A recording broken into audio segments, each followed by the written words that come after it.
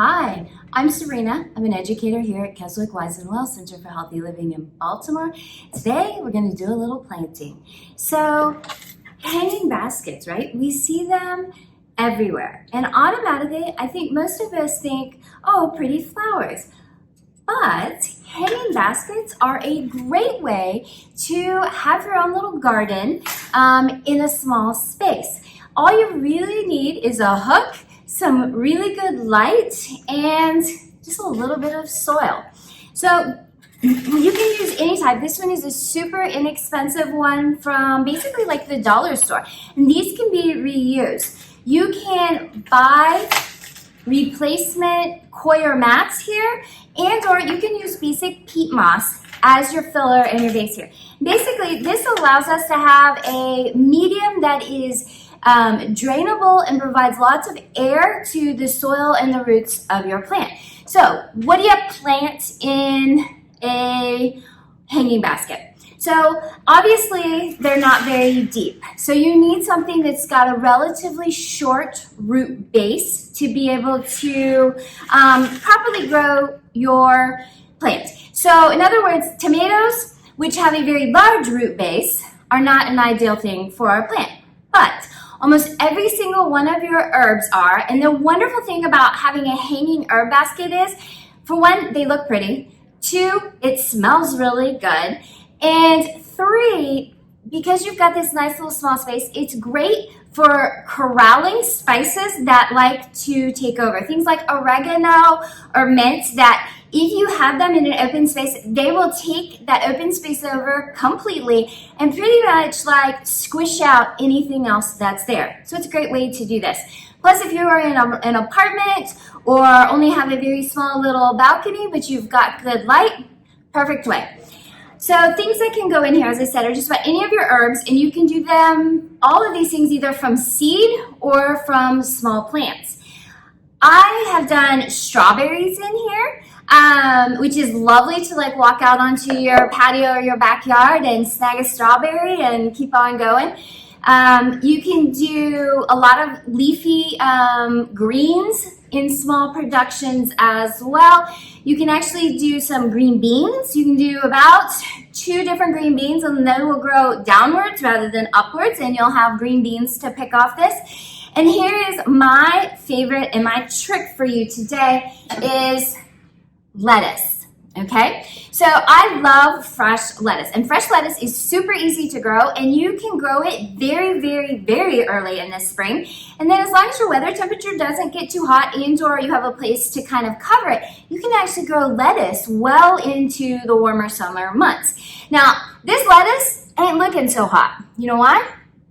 I picked this literally out of my garden. I dug it out because the bunny rabbits are eating all of my lettuce. And this one and one straggly little piece is all that the rabbits have not eaten. So that's the perfect time to put them in the hanging basket.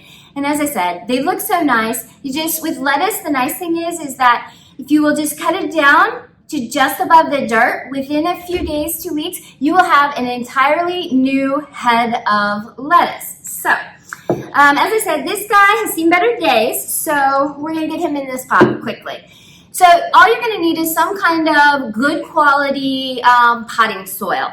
And that can be anything from something that is organic, which honestly I prefer organic soil when I'm growing my fruits and veggies. However, they're out of it at the store, so I have some Miracle Grow potting mix. One of the things, if you're going to use a basic potting mix, I recommend, but it's not required, that you choose one of the ones that has the moisture control in it. Because more often than not, with our fruits and veggies, if you get too little water, they don't do well. And if you get too much water, they don't do so well. So this helps to be able to have the water spread across the entire soil, so it keeps your roots more stable. So first things first, I'm going to use this because I don't want to wear this dirt. And I am not like one of those like non-messy gardeners. Usually if I'm gardening at home, like I come back in and I got like dirt swiped across my face and everything like that. So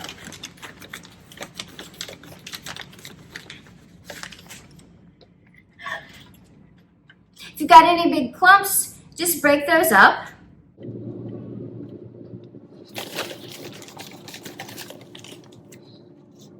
All right, so if you notice here, I started off checking to see that I don't have any big, huge clumps. And I filled my hanging basket about 3/4 of the way full. This will allow me to properly center my plants and ensure that it's at a proper depth, and then I can go back in and fill it just a little bit more with dirt. So as I said, this guy has seen better days. He's not even in good dirt. Like, I just had to like pluck him out and shove him in some like basic yard dirt to bring him here to work with me. So I am going to carefully try to pull him out. All right, I'm gonna stick him in there for now. So if you look at my little lettuce, I've actually got 2 little pieces. And you see their little roots here? I'm gonna get rid of this old dirt. And I'm going to get rid of the rest of this old dirt. And I'm just gonna carefully position him and his individual leaves into this pot. So look at these pretty little roots. And I'm gonna bury him down just slightly lower into the dirt, just really so I can make sure that my lettuce in here is stable. Making sure all of my roots are not only covered, but I'm allowing them to kind of trail. I want to make sure that my roots don't get compacted here in this transplanting, because oftentimes that can cause them to die in this transplanting process. And I got a little bitty leaf here. All right, so now that I've got those in there, I'm gonna grab some more dirt.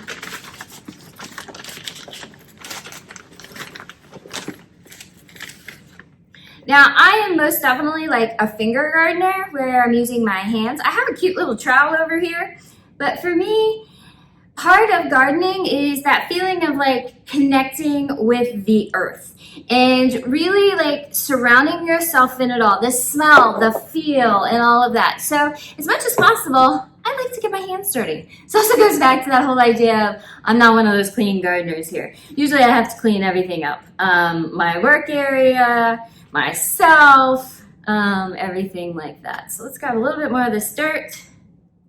I guess I technically should say soil.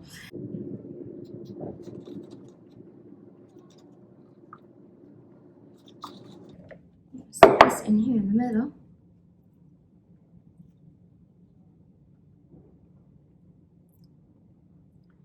See these big clumps?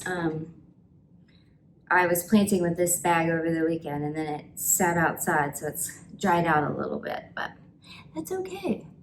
All right, so making sure everything is square and flush. We're down into the dirt, and here's our lettuce. So our last 2 steps are to water well.